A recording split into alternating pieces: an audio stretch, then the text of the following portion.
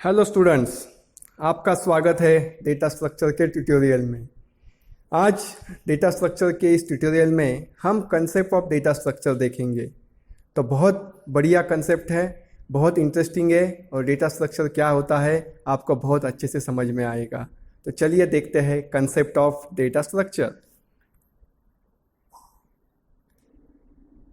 Pause केलं असं हे नाही करता येणार ना, कट परत मला कट करावं लागेल। प्रत्येक स्लाईडचं वेगवेगळंच ठेवतो। नहीं नहीं, इस सेशन का एंड होने के बाद स्टूडेंट क्या कर सकेंगे, तो स्टूडेंट को पता चलेगा डेटा स्ट्रक्चर का कंसेप्ट। अब देखते हैं कंसेप्ट ऑफ डेटा स्ट्रक्चर। तो डेटा स्ट्रक्चर की डेफिनेशन क्या है? Way of storing and organizing data in computer memory is called as a data structure. हमारे पास डेटा बहुत सारा होता है, image, video, audio, text file. तो ये कंप्यूटर मेमोरी में हम कैसे ऑर्गेनाइज करते हैं, तो इस प्रोसेस को बोला जाता है, स्टोर भी करना है और उसको वेल फॉर्मेट में ऑर्गेनाइज भी करना है, तो इसको बोला जाता है। अब इस इमेज को देखिए, यहाँ से हमें पता चलेगा कि डेटा स्ट्रक्चर का नीड क्या है।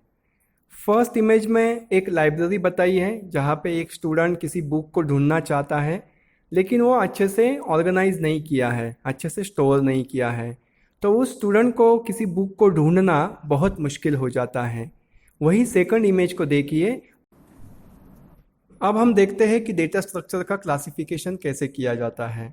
तो आमतौर पे दो टाइप्स में इसको डिवाइड कर देते हैं। एक होता है प्रिमिटिव डेटा स्ट्रक्चर और दूसरा होता है नॉन प्रिमिटिव डेटा स्ट्रक्चर। अब प्रिमिटिव मतलब क्या? सिस्टम डिफाइन, मतलब जब प्रोग्रामिंग लैंग्वेज को डेवलप किया गया तो उस वक्त डेटा को रिप्रेजेंट करने के लिए कुछ डेटा टाइप्स को डिफाइन किया गया, जैसे कि इंटीजर, फ्लोट, कैरेक्टर।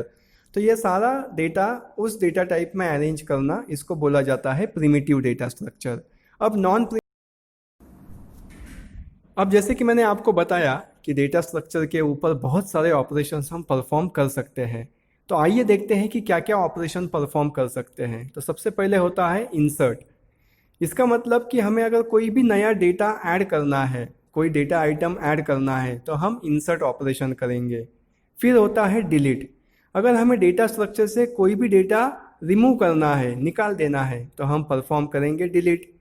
अगर हमें किसी डेटा स्ट्रक्चर को ढूंढना है डेटा स्ट्रक्चर में, तो हम करेंगे सर्च ऑपरेशन। अब मान लो कि मुझे, तो आई होप ये सेशन खत्म होने के बाद आपको डेटा स्ट्रक्चर क्या है ये समझ में आया होगा। डेटा स्ट्रक्चर क्यों लगता है ये भी समझ में आया होगा। डेटा स्ट्रक्चर को क्लासिफाई कैसे किया जाता है ये आपको समझ में आया होगा। और एट द एंड